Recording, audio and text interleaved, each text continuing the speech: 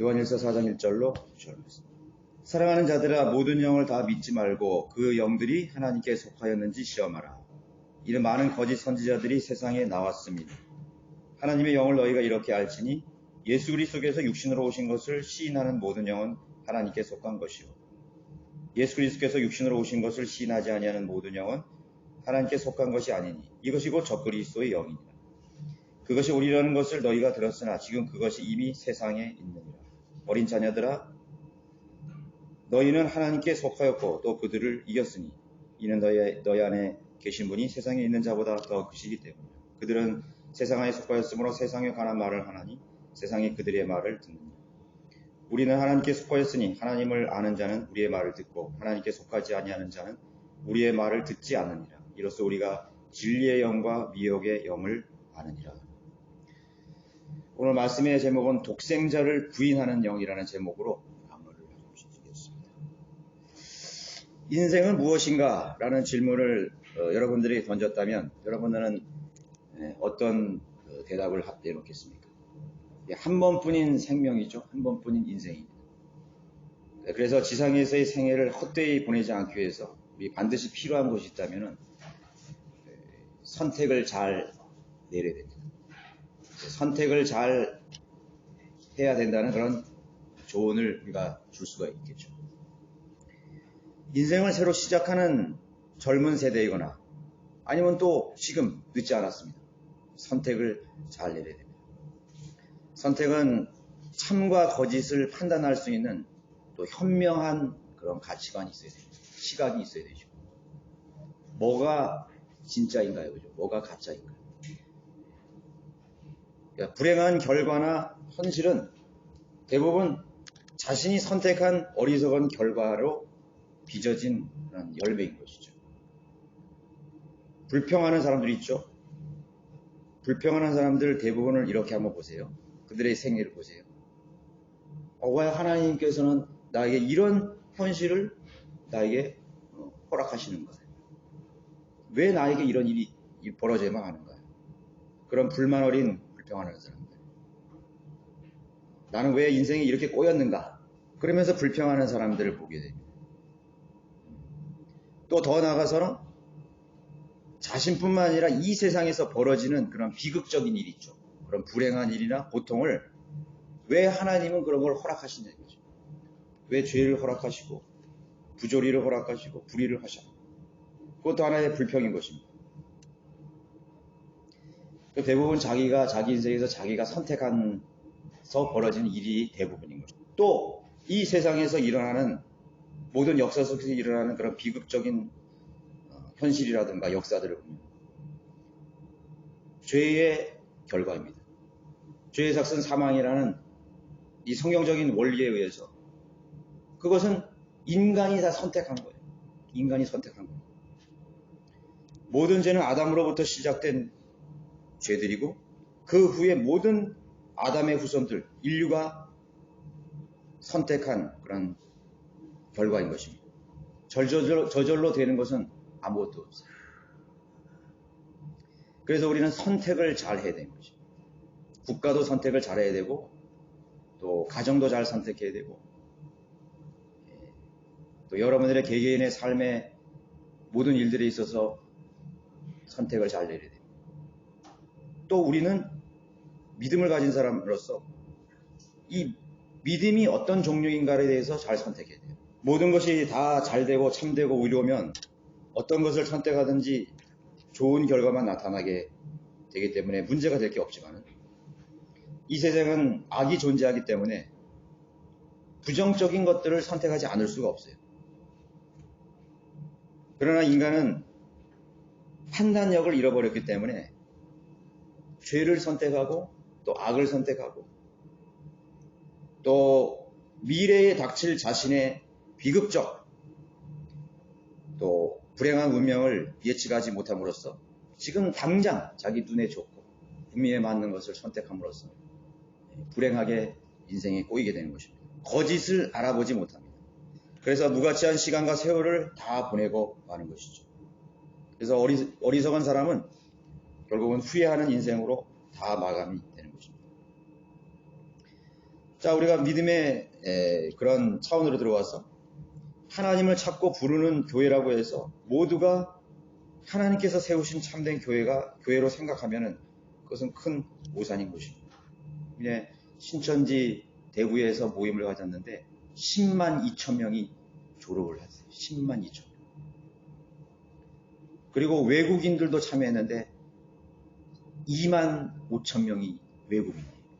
우리나라를 처음 들어온 사람들인데 외국에서 그렇게 신천지 교회를 공부해서 한 사람이 2만 몇천 명.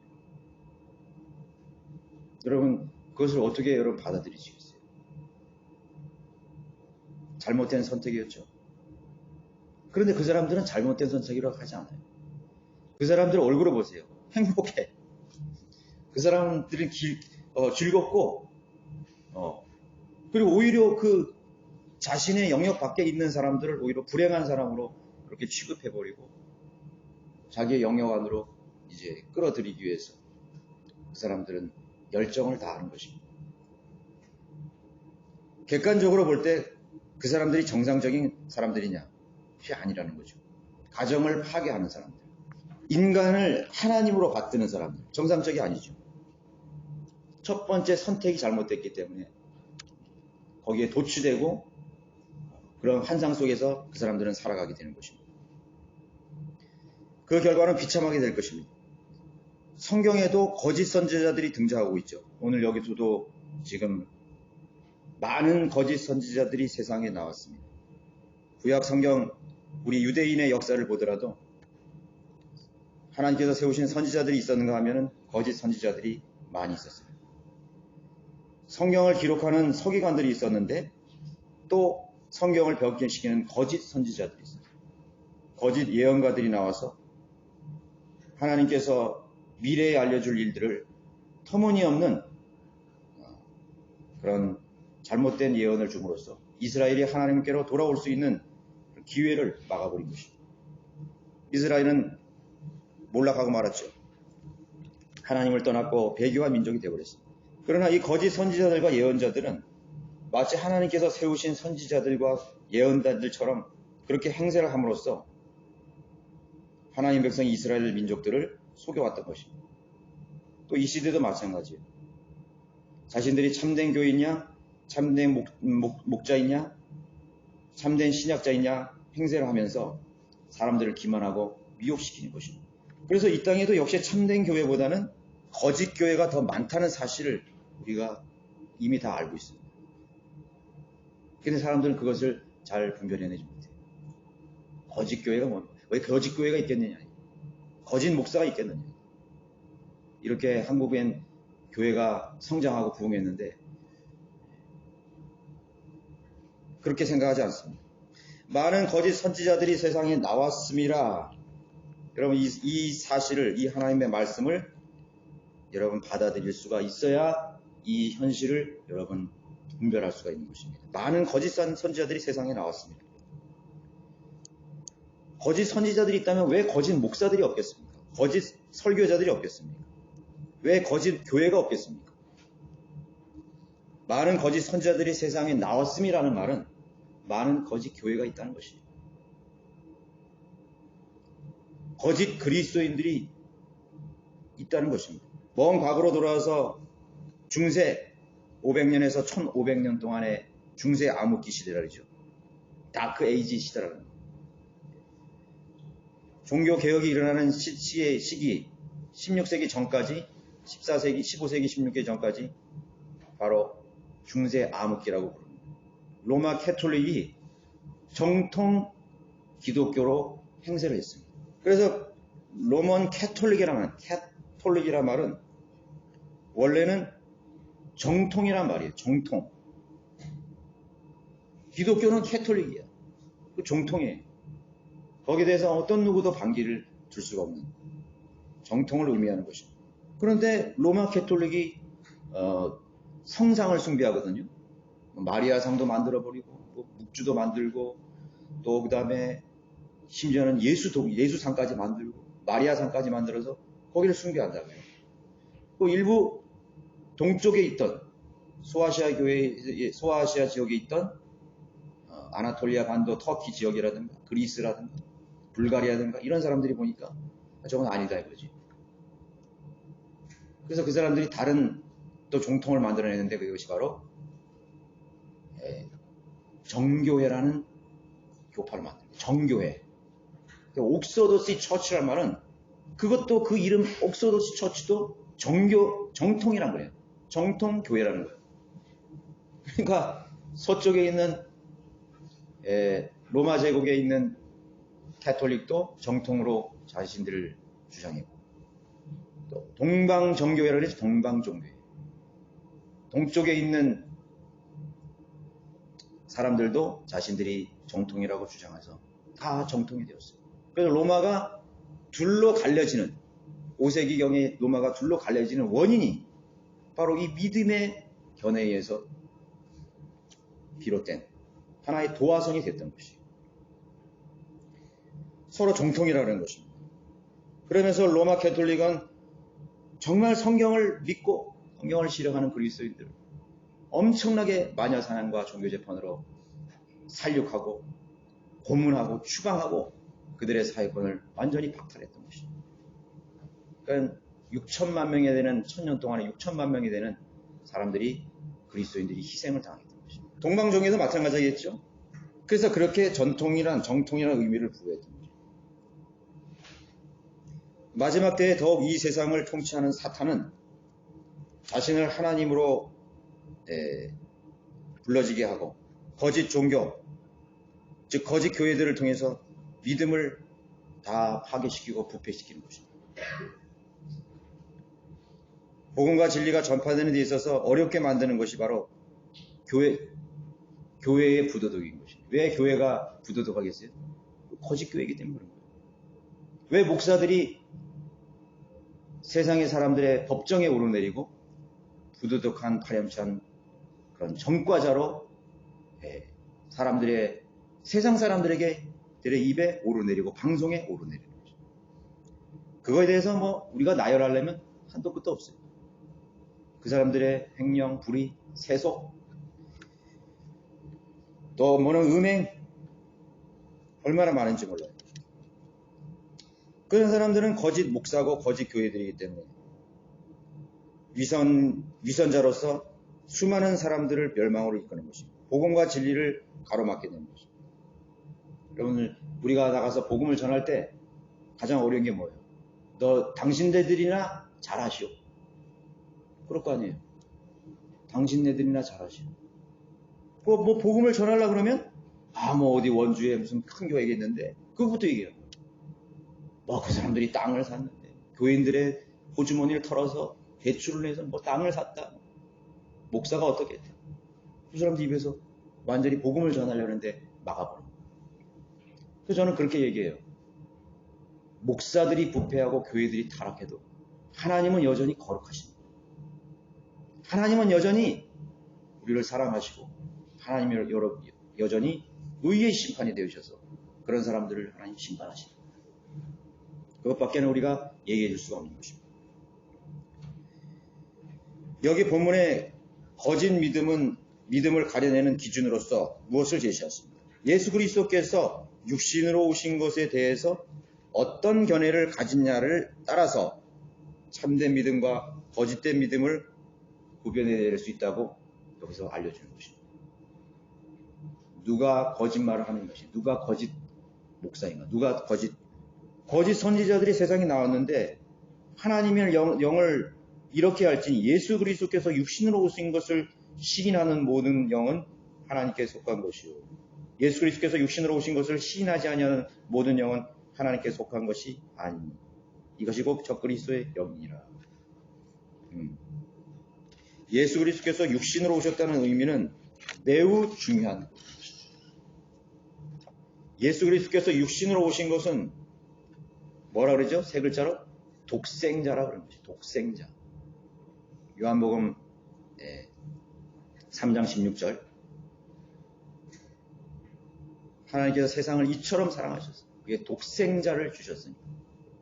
독생자. 영어로 번역을 하면 the only begotten son입니다. only begotten son.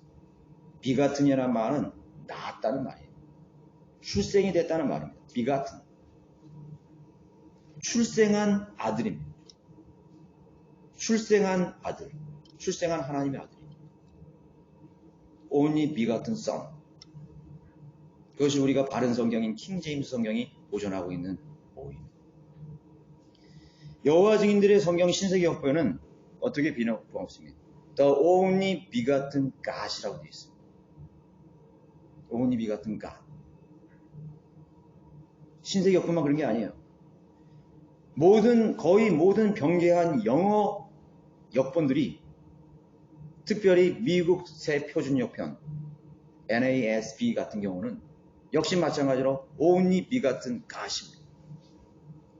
맞는 것 같죠? 낳으신 아들이 아니라 낳으신 하나님이에요. 낳으신 하나님. 그렇게 번역이 된 것이죠.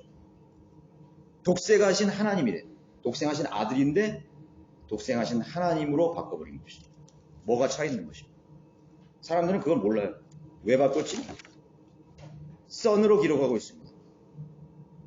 독생하신 하나님이라고 바꿔서 번역을 한 이유는 뭐냐면, 하나님께서 또 다른 하나님을 태어나시게 했다는 뜻으로 연결시킨 것입니다. 그러니까 뭐야? 예수 그리스도는 태어나신 또 다른 신이야. 그러니까 피조된 신이에요. 다시 만들어진 신이에요. 하나님보다는 좀 하위에 있는 신이에요. 네, 그래서 여호와 증인들은 예수 그리스도를 하나님이라고 보지 않아요. 예수를 하나님. 그래서 그 사람들은 태어나신 신이에요. 태어나신 가시요. 나중에 나온 신이라는 거지. 우리는 아니죠. 우리는 아들이 태어났잖아요. 하나님 안에 있던 아들이 태어난 것이에요. 그리고 왜 현대 역본 18, 19세기에 200가지 이상의 영어 역본의 대부분이 왜 비같은 가스로 다 했을까? 사람들은 그걸 몰라요. 사람들은 그걸 모릅니다. 하나님께서는 또 하나의 신을 만드신 격이 되는 것이죠. 예수 그리스도는 새롭게 만들어진 신의 차원으로 전락시켜 버리는 것입니다. 예수님이 바리새인들에게 미움을 받고 또 죽임을 당한 것은 요한복음 5장 18절에 나와 있습니다. 한번 보세요. 요한복음 5장 18절.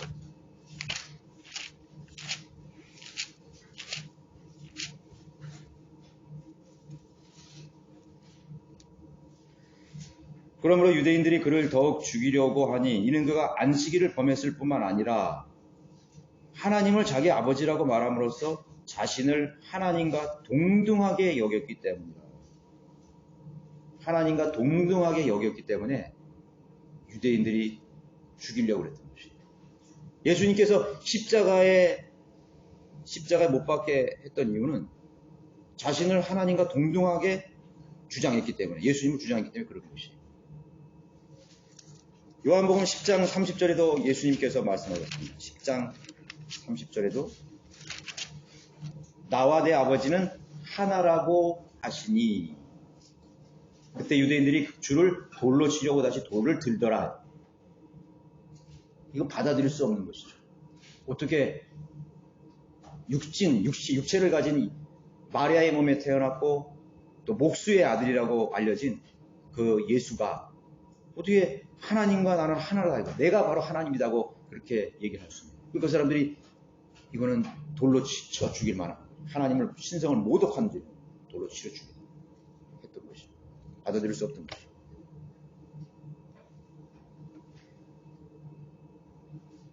자, 현대 지금에 이르러서, 역사 속에 이르러서 많은 하나님을 섬기겠다고 하는 사람들이, 따르겠다고 하는 사람들이 예수가 하나님이라는 사실을 받아들일 수가 없는 것이. 그래서 바꿔버린 것이. 바꿨어. 하나님의 아들인데 좀 하위의 신이다. 독생자는 쉽게 말하면 마리아의 몸에서 성령으로 출생하신 모든 인류가 눈으로 볼 수 있게끔 오신 그분을 가르치는 것입니다. 몸을 입고 이 땅에 오셨던 그 하나님의 아들을 의미하는 것입니다. 그것이 begotten son.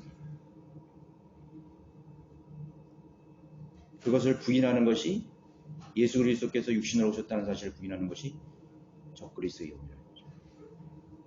그래서 변개된 성경들은 적그리스도의 성경인 것입니다. 그래서 우리는 그 성경을 받아들이지 않는 거예요. 많은 교회 역사 속에서 바른 원문을 지키기 위해서, 바른 성경을 지키기 위해서 수많은 사람들이 죽임을 당했던 것입니다. 특히 서로마 제국에서 엄청난 많은 사람들이 죽은 거예요. 전통 원문, 시리아 원문을 가지고 있던 사람들은 전부 로마 카톨릭에서 다 제명시켜버려요. 신학자고 뭐고 다 제명시켜요.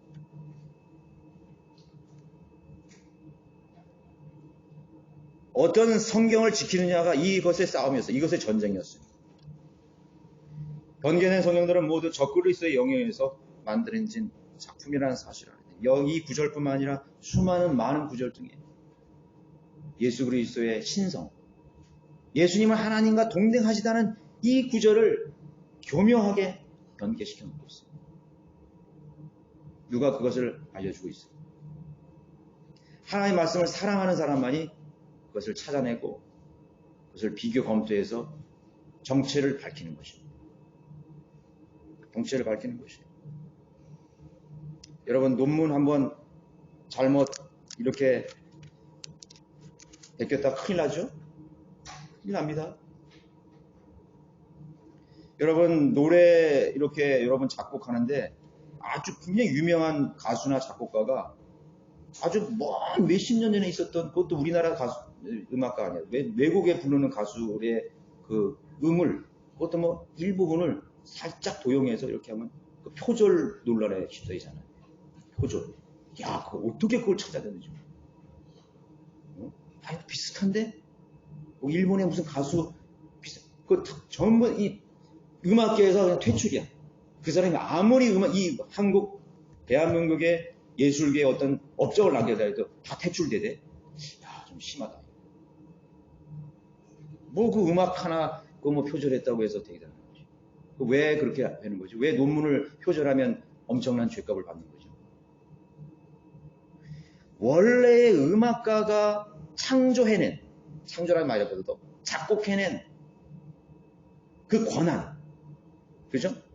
자기만이 가지고 있는 그런 그 어떤 그런 권위, 그죠? 그것에 대한 그 권위를 자기가 거짓으로 바꾼 거에 대한 죄를 묻는 것입니다. 논문도 마찬가지죠. 그리고 그것을 마치 자기가 한 것처럼 그렇게 음악이나 논문이나 글이나 여러 가지를 바꿔놓는 것에 대해서 죄가 묻는 거예요. 하물며 여러분, 하나님의 말씀이라고 하는 이 성경을 자기가 마치 자기의 생각대로 그것을 바꿨다고 생각했을 때, 그 성경의 저자이신 성령님께서, 하나님께서 이 땅에 지금 보이지는 않지만 하나님 진노하고 계신다는 사실이에요. 그리고 그 하나님을 두려워하는 사람들에 의해서 그 성경은 바로 적그리스도예요. 거짓 성경이라고 판별을 해주는 것입니다. 원 작곡가나 원 논문자는 가만히 있었어. 그런데 다른 사람들이 그걸 보고서 지적해. 똑같은 거죠. 그 음악을 사랑하는 사람들, 문학을 사랑하는 사람들, 뭐 어떤 방면에 있든지 그 사람들이 이걸 찾아내서 밝히고 마는 것이죠. 이 세상에도 그렇잖아요. 아무것도 않게 보이는 그것들. 하물며 하나님의 말씀이라고 하는 이 성경을, 그것도 예수 그리스도께서 육신으로 오신 그런 의미에 대해서, 그 원뜻에 대해서 왜곡시키려는 그런 의도들에 대해서 하나님께서는 그것은 바로 적그리스도의 영, 거짓 선지자들이 있다. 그렇게 알려주는 것입니다. 두 번째 의미는 하나님께서 육신으로 나타나신 목적에 대한 것입니다. 하나님께서 육신을 입고 마리아의 몸에서 이 땅에 오신 목적이 뭐예요? 인류의 구속사역을 완성하기 위한 것입니다. 인류를 구원하시기 위해. 첫사람 아담이 죄를 지었을 때 그 죄를 통해서 마귀가 이 세상에 들어온 것입니다. 여러분, 마귀에 대해서 많이 들어보지 못했죠? 이런 우리 개신교에서는 마귀에 대해서 많이 안 가르쳐줘요. 뭐 은사주의에서나 마귀 사탄, 마귀 쫓고 이런 건 마찬가지죠. 마귀 정체에 대해서 잘 모른다고. 마귀를 모른다는 것은 성경을 모른다는 것이고 하나님을 모른다는 것이에요. 이 세상은 영적인 전쟁터예요. 역사도 영적인 전쟁이에요. 교회는 영적 전쟁의 한가운데 있는 곳입니다. 자, 아담이 죄를 지었을 때 이 세상의 신인 마귀가 둘째 하늘에서 이 땅으로 들어올 수 있는 그런 통로를 열어준 것입니다. 자기 앞마당을 열어준 거예요. 이브가 뱀과 옛뱀인 사탄과 협상을 했을 때 자신의 앞마당 에덴 동산 안으로 마귀를 초대한 것과 똑같은 것입니다. 협상 테이블에 앉게 하신 거죠. 그래서 하나님께서는 협상하시는 분이 아니에요. 타협하시는 분이 아니지. 하나님께서는요, 수십 세기 전에 소돔과 고모라의 죄를 미워하셨듯이 오늘 이 시대의 동성연애자들을 하나님께서 증오하십니다. 구약시대에 하나님께서 간음한 자들과 살인자들과 하나님을 모독한 자들을 하나님의 율법으로 심판하듯이 하나님께서 이 시대에 죄를 짓는 사람들을 반드시 심판하시는 것입니다. 민족들을 심판하시는 것입니다. 배교한 자신의 민족 이스라엘을 하나님께서 심판하셨듯이 하나님께서 이 지상의 민족들이 하나님의 진리를 버리고 복음을 버리고 믿음을 버렸을 때는 가차없이 하나님께서는 심판해 버리시는 거예요. 전쟁을 허락하시는 것입니다. 자연재해를 허락하시는 것입니다. 수많은 전염병을 허락하시는 것입니다. 많이 경제적인 위기를 허락하시도 하는 것입니다. 하나님께서 지혜를 걷어가 버립니다. 여러분, 아프리카가 왜 가난한 거예요? 지혜가 없기 때문에 그런 거예요. 수많은 광물, 자원, 인적 자원, 영토 무슨 소용이 있어요? 지혜가 없으면 그 사람들은 굶어 죽게 돼 있는 거예요. 지배를 당하게 돼 있습니다. 하나님께서 지혜를 걷어가 주십니다. 걷어가는 거죠. 하나님을 두려워하는 것이 지식과 지혜의 시작이라고 말씀하셨기 때문에 그것은 첫째의 하나님의 성경적인 원리에서 이 세상의 흐름은 진행되어 가는 것입니다. 마귀가 이 세상으로 들어오게 된 것입니다. 하나님께서는 인간의 죄에 대해서 적응하시는 분이 아니에요. 하나님은 인간의 죄에 대해서 시간이 많이 흘렀기 때문에 수천 년이 흘렀기 때문에 이제는 좀 성경도 시대의 흐름에 맞게 적응이 돼야 된다. 그거는 인간의 생각이죠. 하나님은 적응하시는 분이 아니에요. 그래서 사람들은 오늘날의 현대의 기독교들 뭐냐면 좀 교회가 새로워져야 되지 않느냐. 교회가 좀 더 세련돼야 되지 않느냐. 타협해야 되지 않느냐. 이 세상 풍조에 좀 적응해야 되지 않느냐. 그래서 많은 세상의 풍조들을 교회로 끌고 들어오는 것입니다. 타협하는 것입니다. 죄와 적응하는 것입니다. 하나님의 질서가 무너지고 하나님의 법이 무너져 버리기 시작하는 것입니다. 하나님의 법을 마음대로 바꿔버리는 것입니다. 인간들의 속성인 것입니다. 그래서 아담 이후에 모든 인류는 마귀의 영적인 자녀들로 출생하게 되는 것이요. 마귀의 자녀로 출생하게 되는 것이요. 요한일서 3장 8절 한번 여러분 보십시오. 요한일서 3장 8절.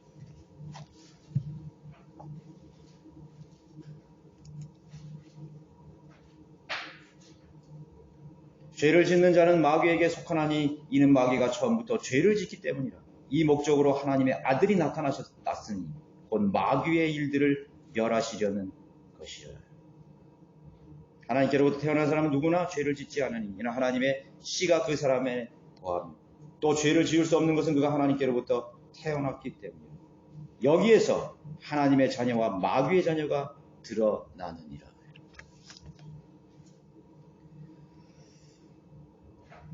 맞습니다. 아담 이후에 모든 인류는 마귀의 영적인 자녀로 출생하게 됩니다. 그래서 두 번째 출생이 필요한 것입니다. 거듭나야 된다. 물과 성령으로 거듭나지 않으면 하나님의 나라를 볼 수도 없고 들어갈 수도 없습니다. 오늘 요한복음 3장 8절에서 하나님의 아들이 나타나신 것은 육신으로 오신 것은 마귀의 일들을 멸하시기 위한 것입니다. 그냥 인류의 구속사역을 완성시키기 위해서 오신 것입니다. 마귀의 일들이라는 것은 죄를 짓게 하는 것입니다. 죄악된 인생을 살게 하는 것입니다. 잘못된 것을 선택하게 만들어서 그 선택 속에는 바로 죄를 행하게 하는 그런 가치관이 있고 생각이 있고 사고방식이 들어있는 것입니다. 그래서 그거를 죄라고 여기지 않습니다. 그리고 하나님의 사랑으로 다 덮어버립니다. 하나님 사랑하신다. 그런 죄를 다 하나님께서는 용납해 주신다고 말씀하십니다. 그리고 그 죄를 사람들은 즐기는 것입니다. 그런 거짓 슬로건을 만들어 놓고 울타리를 만들어 놓고 즐겨버리는 것입니다. 그런 교회가 있는 것입니다. 모든 사람은 부모로부터 출생할 때 죄인으로 태어나게 되어 있습니다. 죄의 영적인 죄의 자식입니다. 죄의 종으로 태어나서 살게 되는 것입니다. 평생 죄를 짓다가 죄의 삭스로 사망에 이르는 것. 죄의 삭스는 사망이라는 말씀대로 죽음에 이르는 것입니다. 첫 번째 죽음은 육신의 죽음이요, 두 번째 죽음은 혼이 영원한 멸망으로 들어가는 거예요. 영원한 형벌의 영성인 지옥에 가게 되는 것이에요. 그것이 인생입니다. 왜 사람들이 죽음을 두려워합니까? 종교를 가지고 있는데. 예수 그리스도께서 육신을 입으셨으면 죽음을 경험하기 위해서 육신을 입고 태어나신 것입니다. 첫 번째 죄의 문제를, 출생을 해결하시기 위해서 첫 번째 출생의 형태로 오신 것입니다. 예수님은 그 첫 번째 출생을 가지고 있는 인간을 구원하시기 위해서 인간의 몸을 입으신 것입니다. 죽음을 경험하기 위해서 예수 그리스도께서는 하나님께서는 육신으로 오셨습니다. 아담의 육신을 입고 십자가에서 죽으실 때 아담의 원죄와 인류가 겪게 될 모든 죄들이 십자가에서 다 못 박혀지고 해결이 된 것입니다. 첫 번째 사람 아담의 원죄를 지고 인간이 저지를 과거 미래 모든 죄들을 그 육신의 몸, 인간의 몸을 통해서 인간을 배석해서 예수님께서 십자가에서 죽음으로써 그 죄는 다 십자가에서 해결이 되신 것입니다. 예수님이 육신으로 오신 이유에 그 목적으로 오신 것입니다. 왜 예수님께서 십자가에서 죽으셨을까요? 인간이 아무리 해도, 아무리 노력해도, 아무리 많은 희생을 치러도 할 수 없는 불가능한 일이었기 때문에 예수님이 이 세상에 육신을 입고 오셔야만 됐던 거예요. 그렇죠? 인간이 해결할 수 있었다면 예수님이 오실 필요가 없잖아요. 왜 예수님이 육신으로 와서 십자가에 그 처참한 벌거벗겨져서 채찍을 맞으시고 십자가에 죽으셨겠어요? 내가 할 수 없는, 인간이 사실은 어마어마한 일을 많이 해요. 여러분, 인간이 한 일 바쁘세요. 참 대단하고 생각해요. 우주선도 날리고 말이죠. 참 대단한 것 같아요. 저 비행기 탈 때마다 너무 놀라워. 이 비행기가 그 수백 명을 싣고 태평양을 건너고, 응? 야, 참 대단하다. 어떻게 이렇게 그냥 몇 시간 만에 가고 말이죠. 대단하지 않아요? 인간이 대단하고, 막 바다도 만들어서 땅을 만들어 버리고 말이죠. 대단하다고.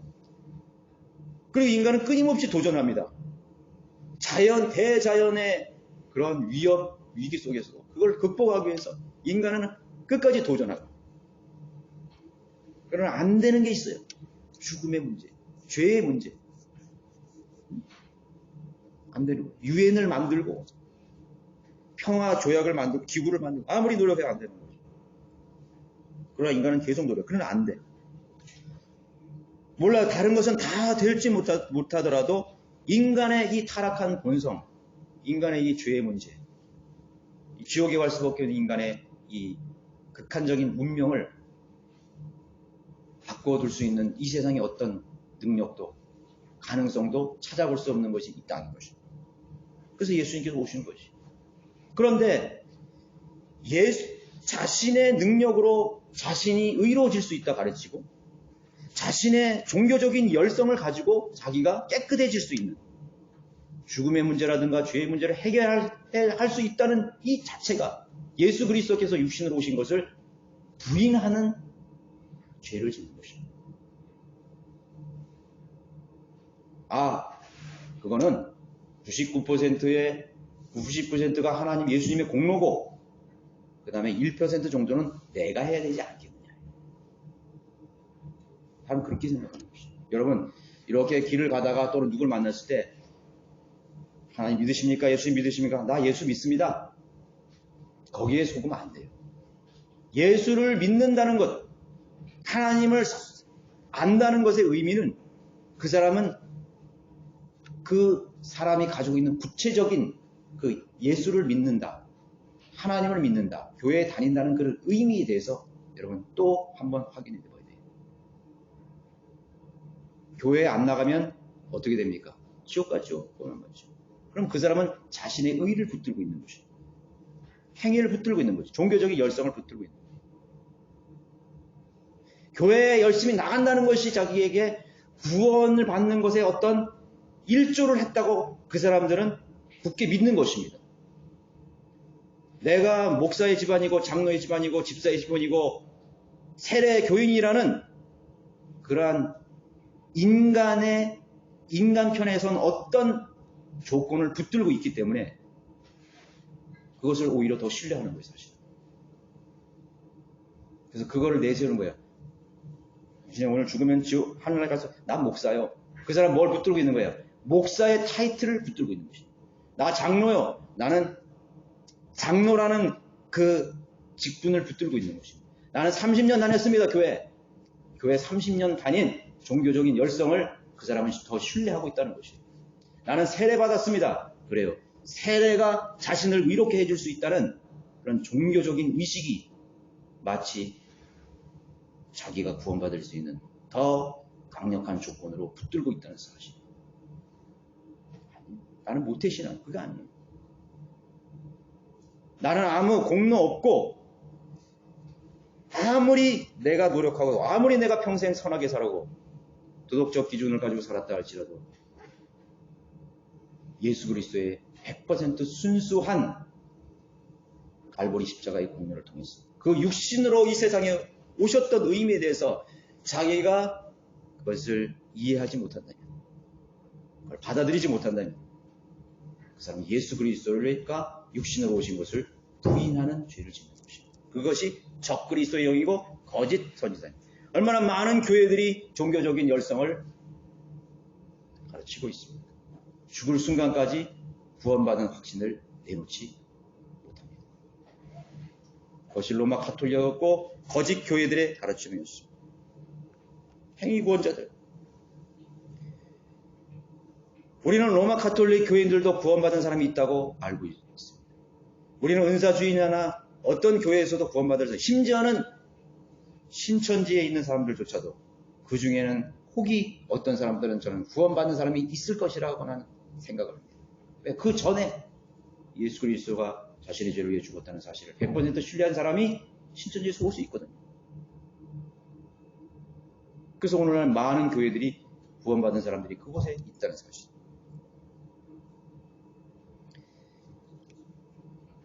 자신의 어떤 사회적 위치나 자신의 지나온 경험이나 어떤 신분이나 타이틀이 자신을 의롭게 해줄 수 있는 근거를 단 0.001%도 가질 수가 없는 것입니다. 예수님께서 육신으로 오셔서 그 죽음을 경험하시기 위해서 사람의 몸을 입고 태어나셔서 십자가에 죽으신 그 공로 하나만으로 우리는 구원받게 된다는 사실. 그것을 붙드는 사람, 그런 사람이 하나님의 영을 가진 사람, 성령을 가진 사람.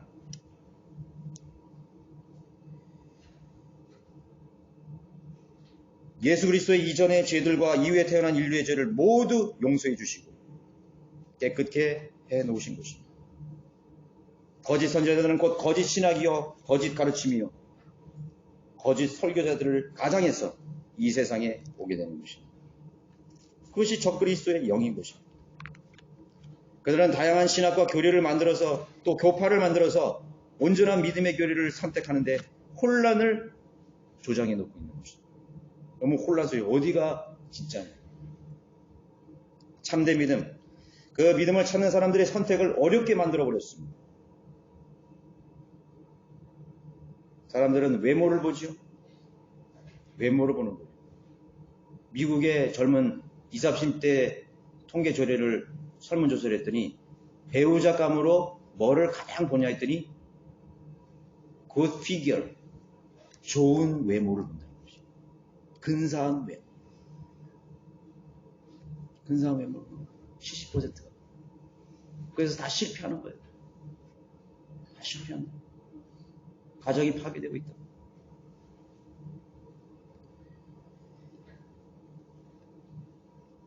우리는 먼저 그 사람이 하나님을 두려워하는지를 보게 봐야 되고 하나님 말씀을 사랑하는지를 첫 번째 조건으로 보여야 되는 것이 그리스도입니다.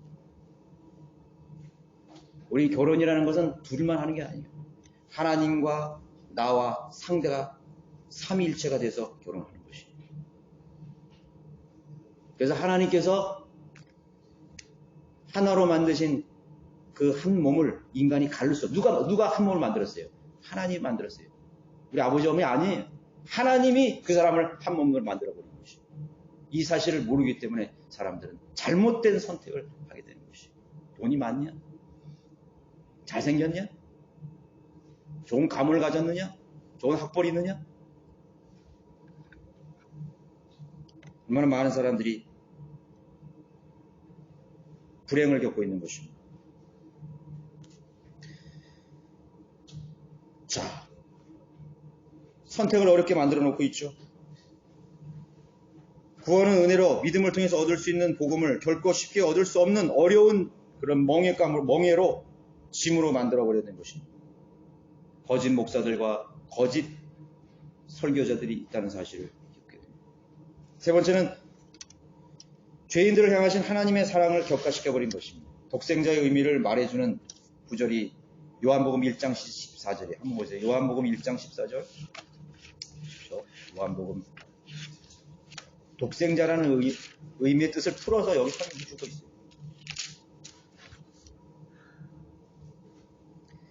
그 말씀이 육신이 되어 우리 가운데 거하심으로 우리가 그의 영광을 보니 아버지의 독생자의 영광으로 은혜와 진리가 충만하더라.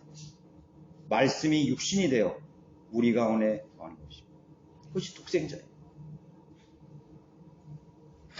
다른 하나님이 나타난 게 아니라고. 원래 있던 그 말씀이신 하나님께서 육체를 가지고 우리 가운데 거하셨던 분이 바로 예수 그리스도. 그분이 바로 독생자라는 것입니다. 보이지 않는 하나님께서 아들의 형상을 입고 나타나신 일입니다.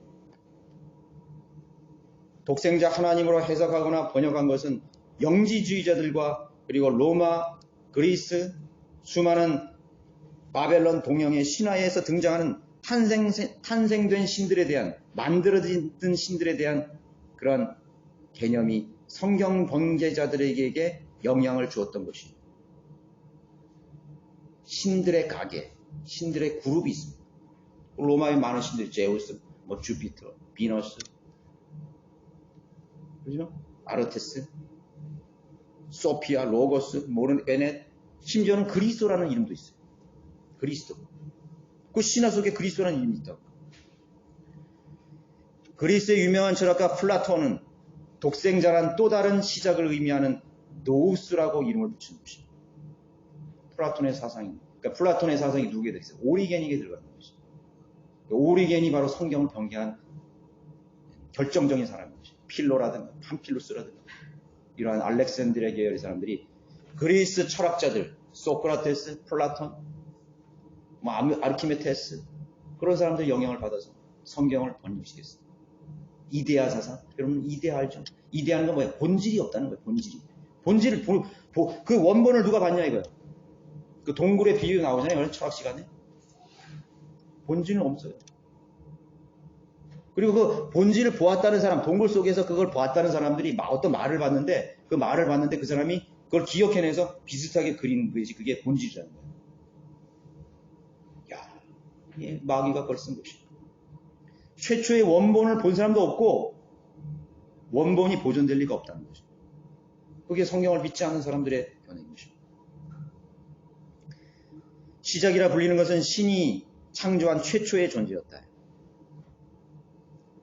하나님이 또 다른 시작을 시작하는 그분이 바로 예수 그리스도입니다. 그것은 하나의 신, 아버지보다 열등한 또 다른 신을 하나님 시작하셨던 거예요.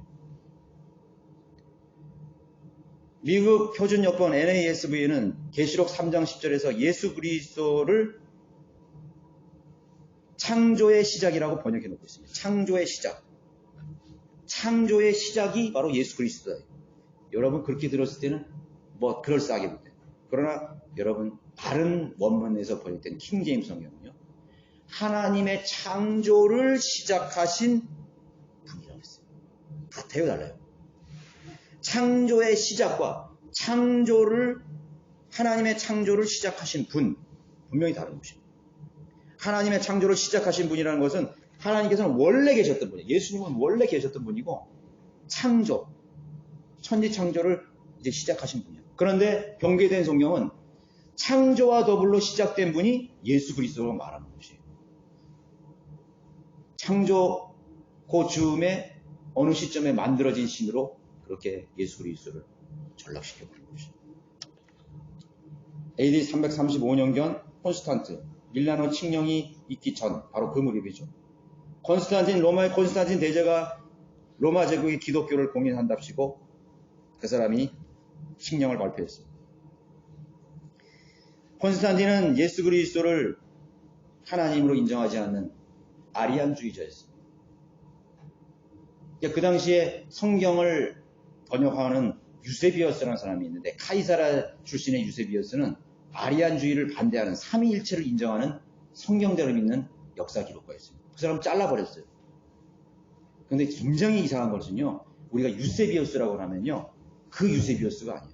그 사람을 추방해버리고 로마 출신의 유세비어스를 앉혀놓고 똑같은 이름을 앉혀놓고 그러니까 사람들이 생각에는 유세비우스라는 교회의 역사라든가 역사를 줬을 때는 마치 그 사람은 성경을 믿는 사람들처럼 그렇게 믿게 만드는 것이죠. 콘스탄틴이 아리안주의자예요. 삼위일체를 부정하는 예수 그리스도는 만들어진 신이라고 믿는 아리안주의자들을 성경 번역가로 만들어 유세비우스를 세워놓은 그 사람이 역사를 저술하게 해놓은 거예요. 진짜 유세비우스는 추방시켜버리고 그게 바로 마귀가 쓰는 방법이에요. 가짜 유세비우스를 앉혀놓는 거라. 그래서 이 사람은 아리안주의자들을 통해서 바티칸 사본과 알렙 사본을 만들어서 온 로마 제국에 이 신성을 격화시키고 신성을 부정하는 수많은 바티칸 사본을 로마 제국에 쓰도록 만들어버린 것이죠. 그리고 그것을 통해서 기독교를 공인한 것처럼 칙령을 내렸던 것이죠. 정말 성경을 믿는 그리스도인은 거기에 속지 않는 것입니다. 그래서 많은 사람이 죽었어요. 실제에서 언급했듯이 하나님께서 죄인들을 위해서 자신의 아들, 자신을 대속적인 어린 양으로 이 세상에 보내십니다. 예수님의 죽음은 바로 하나님의 죽음이었다는 것입니다. 하나님께서는 필요에 따라서 뚝딱 어떤 신을 만들어서 네가 대속사역을 해라 이런 게 아니에요. 수많은 신들을 만들어냈죠. 하나님께서. 그렇죠? 이 세상이 이 영적 세계는 많은 신들이 있어요.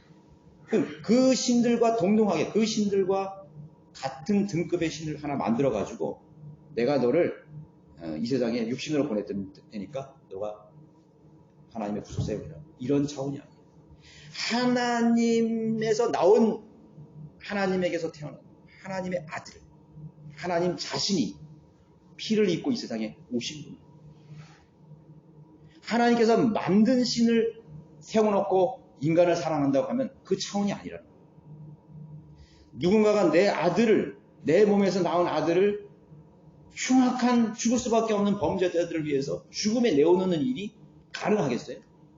불가능하다고. 어떤 길거리에서 돌아다니던 어떤 사생아를 하나 데려다가 니는 내 아들이라고 해라. 그리고 네가 죄인을 위해서 죽어라. 이 차원하고 다른 거예요. 하나님의 놀랍고 위대한 사랑을 부인하는 자들이죠.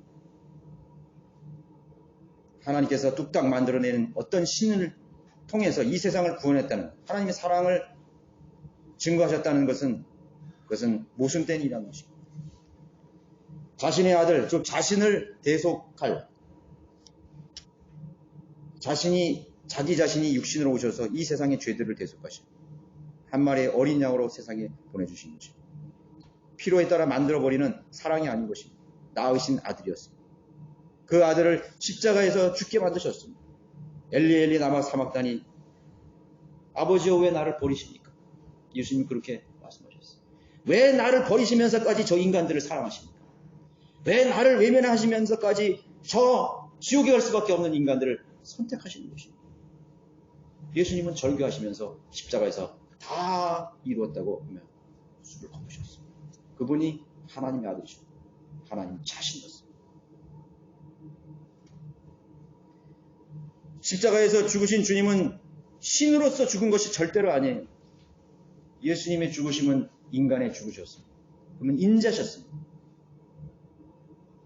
내가 목마르다. 얼마나 고통스러웠습니다. 내가 목마르다.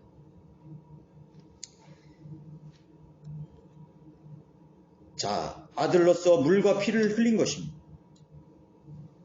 하나님께서 예수 그리스도를 죽음에 내어놓으심으로써 인류를 향한 하나님의 원대한 사랑을, 위대한 사랑을 증거하셨습니다.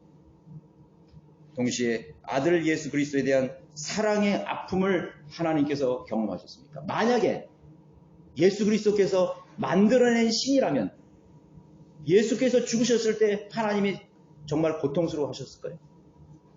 안 그랬을 거라고. 그거 좀 고통스러울 수는 있을 수 있지만, 여러분, 남의 자식이 죽는 거하고 내 자식이 죽는 거하고 이게 비교가 돼요? 여러분, 이태원에서 죽은 그 정말 생떼 같은, 여러분 여기 있는 우리 젊은 우리 주원 형제나 노노리 자식 아니에요. 10대 20대 그 아이들이 100 몇 명이나 죽은 것이에요. 뉴스를 들었을 때 좀 가슴이 아프죠. 그럼 누굴 생각했어요? 내 자식을 생각했을 거 아니에요. 내 자식을 생각하니까 그들의 당한 그 비극이 내 몸에 와닿는 것이에요. 안 그래요? 그렇기 때문에. 그런데 만약에 내 아들, 딸이 거기서 죽었다고 우리가 가정을 해볼 때 그거는 상상할 수 없는 거예요. 차라리 내가 인생을 끝냈으면 차라리 좋을 만큼 그렇게 당하고 싶지 않는, 그렇게 겪고 싶지 않는 고통을 그 자식을 잃은 사람들은 지금도 고스란히 가지고 평생을 살아가게 될 것이에요. 그렇지 않겠어요?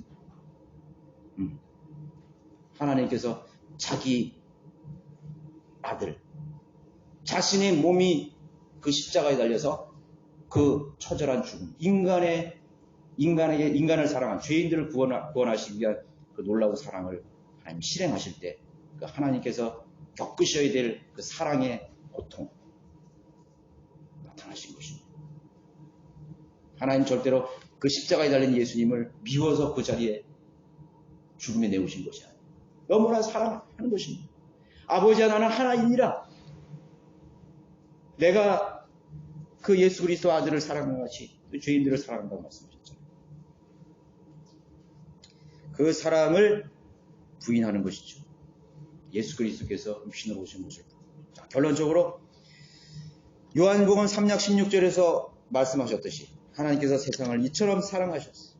우리가 예수 그리스도를 영접할 때 모든 죄인들은 두 번째 출생을 경험하게 되는 것입니다. 성령으로 다시 태어나는 것입니다. 하나님의 아들들로 다시 거듭나게 되는 것입니다. 예수 그리스도를 자신의 구주로 영접하는 순간 예수님께서는 그 십자가의 죽음을 통해서 우리 인간의 죄의 문제를 해결하시고 아들을 사랑하신 것처럼 그 예수 그리스도 안에 있는 예수 그리스도를 바라보고 예수 그리스도를 신뢰하고 예수 그리스도께서 겪었던 그 놀라운 그 구속사역을 받아들이는 사람들에게 하나님께서는 그 예수 그리스도를 사랑하는 그 동등한 사랑으로 여러분들을 사랑하신다는 사실이에요. 예수 그리스도의 죽음 안에서 여러분들을 본다는 것입니다. 예수 그리스도의 그 죽음의 깊이 속에서 여러분들을 받아들이시고 여러분들을 품에 안으시는 것입니다. 결코 나에게 온 자는 내어 쫓지 아니하리라 말씀하시는 것입니다. 그 놀라운 그 사랑의 깊이를 여러분들이 이해하셔야 되는 것입니다. 자, 예수 그리스도께서 육신으로 오신 사실의 의미를 모른다면 자신의 의를 신뢰할 것입니다. 자기가 뭔가 됐냐? 자기가 잘한 것에 대한 것들에 대해서 자랑하고 떠들어댈 것입니다. 자기 의와 행위가 섞여버리는 것입니다. 예수님께서 죽으신 것도 아는데 그래도 나는 뭔가 잘한 거 있겠어. 그래도 나는 내가 해야 될 부분이 있다고 생각하는 것입니다. 여러분, 하나님의 자녀로 다시 태어난 여러분들이 해야 할 일, 여러분들이 하나님 앞에서 당당하게 여러분들이 책임을 가져야 될 일은 하나님의 자녀로 다시 태어난 그 은혜를 입은 이후의 일들입니다. 그 이후의 일들입니다. 내가 하나님의 자녀로 철저히 태어난 것은 예수 그리스도께서 육신으로 오셨다는 사실을 의미를 분명히 이해하고 받아들이는 것이 그런 것이지 자신의 의를 신뢰하는 것이 아니에요. 죄의 문제와 의롭게 되는 일에 있어서 주님의 온전한 희생만을 의지하는 것이 바로 우리가 하나님의 자녀로 다시 태어나는 은혜를 입는 것입니다. 자신의 공로를 포함시키는 것이 아닙니다. 주님께서 육신으로 출생하시고 육신으로 사셨던 그의 생애와 또 육신으로 죽어가신 그 의미와 그 가치를 하락시키는 사탄의 미혹에 속지 않게 되는 것입니다. 그러나 오늘도 많은 사람들이 그 미혹에 속아서 교회를 다니고 종교적인 열성을 행하고 하나님을 섬긴다고 말하면서 그렇게 구원받기 위해서 자신의 의를 나타내기 위해서 하나님께서 이 육신으로 오신 그 사실의 100%의 의미를 인간의 차원으로 그렇게 전락시킴으로써 하나님을 모독하는 죄를 짓는 것입니다. 그런 사람들이 바로 저 그리스도의 영을 가진 자라는 사실을 우리에게 분별해내라고 오늘 우리에게 알려주고 있다는 사실. 하나님의 은혜를 늘 기억하시는 여러분들이 되시기 바랍니다. 모두 일어나셔서 529장입니다. 529장.